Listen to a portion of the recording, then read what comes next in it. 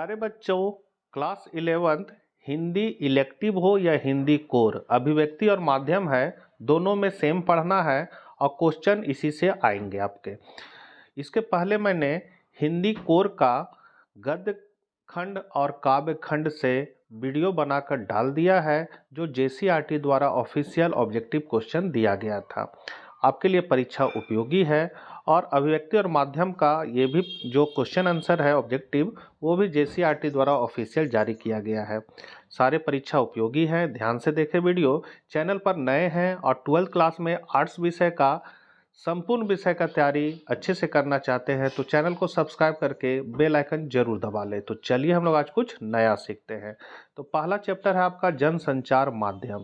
Question है, निम्न में आधुनिक जनसंचार का माध्यम नहीं है, तो ये हो जाएगा आपका नुक्कड़ नाटक। दूसरा क्वेश्चन है, निम्न में से आधुनिक जनसंचार का माध्यम है, तो प्रिंट मीडिया है, इलेक्ट्रॉनिक मीडिया है, सोशल मीडिया है। ये सभी आपका करेक्ट आंसर ये सभी है।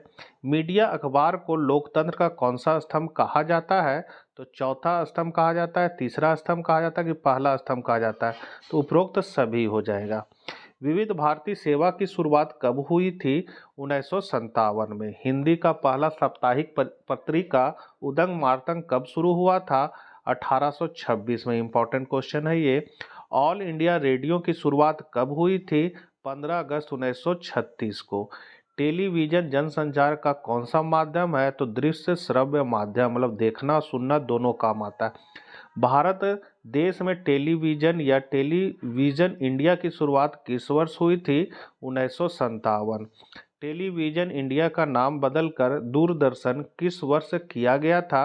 1975। 1984 में दूरदर्शन पर प्रसारित होने वाला पहला धारावाहिक है हम लोग।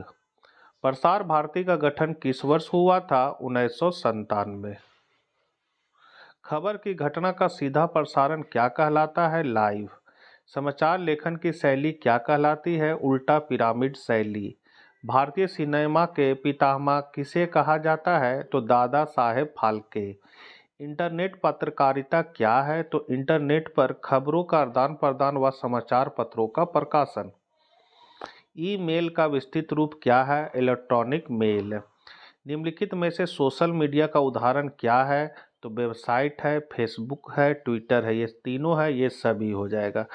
www का आविष्कारक कौन थे? तो टिम बर्नर्स सी। राष्ट्रीय हिंदी पत्रकारिता दिवस कब मनाया जाता है? 30 मई। संचार शब्द की उत्पत्ति किस धातु से हुई? चर धातु। संचार का अर्थ है चलना। ये 12th क्लास में आया था ये क्वेश्चन। प्राप्त संदेश का कूटवाचक कौन करता है? प्राप्तकर्ता। जनसंचार का अंग्रेजी रूपांतरण है मास कम्युनिकेशन। कक्षा समूह में आपसी विचार विमर्श संचार के किस प्रकार का उदाहरण है? समूह संचार। संचार प्रक्रिया में प्राप्तकर्ता की प्रतिक्रिया को क्या कहते हैं? फीडबैक। प्राप्त संदेश में निहित अर्थ को समझने की कोशिश है डिकोडिंग। फीडबैक के अनुसार संदेश में सुधार कौन करता है? संचारक। संचारक की प्रक्रिया को किससे बाधा पहुंचती है? शोर से। चैप्टर 2 पत्रकारिता के विविध आयाम। तो विभिन्न घटनाओं को समाचारों के रूप में कौन परिवर्तित करते हैं? पत्रकार। समाचार जल्दी में लिखा गया है, इसको लोग इतिहास। सूचना प्राथमिकताएं निर्धारित की जाती है उपभोक्ताओं के अनुसार। समाचार वही है जो उस घटना की जानकारी दे जो ताजी हो। इनमें से समाचार का तत्व नहीं है संपादन। कौन से किस्से कहानी समाचार नहीं हो सकते हैं? भूत प्रेतों का। समाचारों को संपादित कर लोगों तक पहुंचाने की जिम्मेदारी किसकी होती है? संपादकीय टीम। तथ्यों की शुद्धता, वस्तुपरकता, निष्पक्षता, संतुलन और स्रोत है संपादन के सिद्धांत। एक पत्रकार समाचार के रूप में पेश करता है यथार्थ।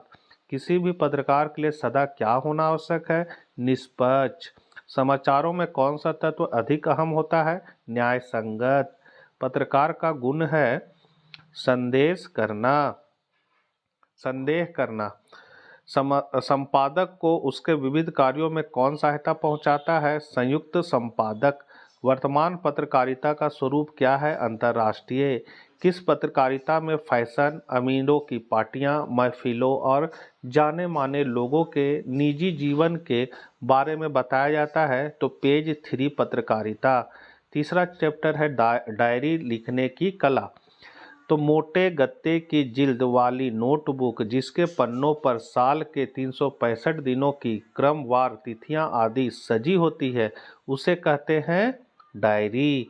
एनी फ्रैंक की डायरी किन वर्षों के मध्य लिखी गई थी? 1942 से 44। डायरी लेखन अब किस रूप में लोकप्रिय हो गया है? विधा। एनी फ्रैंक कौन थी? तो जर्मनी में पैदा हुई एक यहूदी लड़की। एनी फ्रैंक का जीवन काल था 1929 से 1945। नाजियों ने किस पर अत्याचार किए थे? यहूदियों पर। एनी फ्रैंक के परिवार में से जीवित कौन बचा था? पिता। एनी फ्रैंक की डायरी किस भाषा में लिखी हुई थी? डच। एनी फ्रैंक की डायरी का शीर्षक था the diary of a young girl. पैरों से पंख बांधकर किसकी डायरी रचना है? रामवृक्ष बेनीपुरी। एक साहित्यिक की डायरी किसकी रचना है? गजानन माधव मुक्तिबोध। व्यक्तिगत दस्तावेज के रूप में किसे जाना जाता है? डायरी लेखन। डायरी लेखन का उपयुक्त समय कब माना जाता है? सोने से पहले। हरी घाटी किस विधा की रचना है? डायरी। जिंदगी की तेज रफ्तार में इस बात की आशंका हमेशा बनी रहती है कि सतही और फौरी किस्म की चिंताओं के अनवरत हमलों के बीच गहरे आशय वाली घटनाओं और वैचारिक उत्तेजनाओं को हम भूल जाते हैं। भूलने की इस आशंका से कौन सी विधा हमें बचाती है? डायरी लेखन। चौथा चैप्टर है पटकथा लेखन। फिल्मों, धारावाहिकों आदि का मूल आधार क्या होती है? पटकथा। पटकथा एक परिचय पुस्तक किसकी है? तो मनोहर श्याम जोशी। किस उपन्यास को हिंदी में तीसरी बार फिल्माया गया है? देवदास। अतीत में हो चुकी घटनाएं किस तकनीक से प्रस्तुत की जाती है? फ्लैशबैक। भविष्य में होने वाली घटनाओं को किस तकनीक से प्रस्तुत की जाती है? Flash forward. पटकथा में कितने घटना स्थल होते हैं? असीमित। नाटक में घटना स्थल प्रायः होता है सीमित। देवदास किसकी प्रसिद्ध उपन्यास है? शरत चंद्र चट्टोपाध्याय। पटकथा कुछ और नहीं, कैमरे से फिल्म के पर्दे पर दिखाए जाने के लिए लिखी हुई कथा है। कथन किसका है? मनोहर श्याम जोशी। पटकथा की मूल इकाई होती है दृश्य। पांचवा चैप्टर कार्यालयी लेखन और प्रक्रिया। पत्र कितने प्रकार के होते हैं? 2। अपने विद्यालय के प्रधानाचार्य को लिखा गया आवेदन पत्र किस प्रकार का होता है? औपचारिक पत्र। अपने से छोटों को पत्र में क्या संबोधन किया जाता है? चिरंजीवी। विचारों के आदान प्रदान की निम्न में से सबसे प्राचीन परंपरा कौन सी है? पत्राचार। शासकीय पत्रों में निम्न में क्या अनावश्यक है? व्यक्तिगत शैली। पत्राचार में सबसे पहले क्या लिखा जाता है? पता व दिनांक। कार्यालयी पत्र में निम्नलिखित में से क्या नहीं लिखा जाता है? अधिकारी के घर का पता। किसी कार्यालय द्वारा एक साथ अनेक प्रेषितों को भेजा जाने वाला शासकीय पत्र क्या कहलाता है? परिपत्र। इम्पोर्टेंट है ये।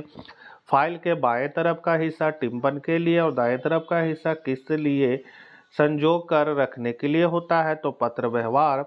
किसके अंतर्गत संक्षेप में यह लिखा जाता है कि पत्र किस प्रयोजन के लिए या किस संदर्भ में लिखा जा रहा है? तो विषय। अनुस्मारक का अंग्रेजी रूपांतरण क्या है? रिमाइंडर। ये 12th क्लास में आया था ये क्वेश्चन।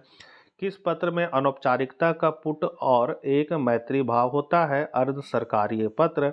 अर्ध सरकारी पत्र के अंत में अधोलेख के रूप में दाहिनी ओर भवदीय का स्थान पर किस शब्द का प्रयोग किया जाता है? आपका। टिप्पणी सदैव किसमें लिखी जाती है? अन्य पुरुष। मिनट्स को हिंदी में क्या कहा जाता है? कार्यवृत्त। छठा चैप्टर स्ववृत्त मतलब बायोडेटा, लेखन और रोजगार संबंधी आवेदन पत्र। विद्यार्थियों के मन में किसको लेकर तरह तरह की कल्पनाएं होती है? तो भविष्य को लेकर। एक अच्छा स्ववृत्त किस प्रकार का होता है? तो चुंबक की तरह। स्ववृत्त के साथ किसकी आवश्यकता पड़ती है? आवेदन पत्र। यदि कोई उम्मीदवार अच्छा फुटबॉल खिलाड़ी है तो उसके स्ववृत्त में किस बात का पता चलता है? तो टीम भावना का। किसके अंतर्गत उम्मीदवार का नाम, जन्म तिथि, उम्र, पत्र व्यवहार का पता, टेलीफोन नंबर, ईमेल का पता आदि सूचनाएं दी जाती है। तो व्यक्ति परिचय। ग्राहकों को आकर्षित करने के लिए निर्माता किसका सहारा लेता है, विज्ञापनों का। स्ववृत्त के कितने पक्ष होते हैं, दो होते हैं। स्ववृत्त में किस भाषा की गुंजाइश नहीं है, अलंकारिक। सूचनाओं का एक अनुशासित प्रवाह है, स्ववृत्त। शैक्षणिक योग्यताओं से संबंधित सूचनाएं किस रूप में प्रस्तुत की जानी चाहिए, सारणी। तो बच्चों ये थे आपके अभिव्यक्ति और माध्यम, हिंदी कोर और हिंदी इलेक्टिव दोनों के लिए इम्पोर्टेंट है। दोनों में ये क्वेश्चन आ सकता है, JCRT द्वारा ऑफिशियल दिया गया है। तो मिलते हैं हम लोग फिर नेक्स्ट वीडियो में। जय हिंद, जय भारत।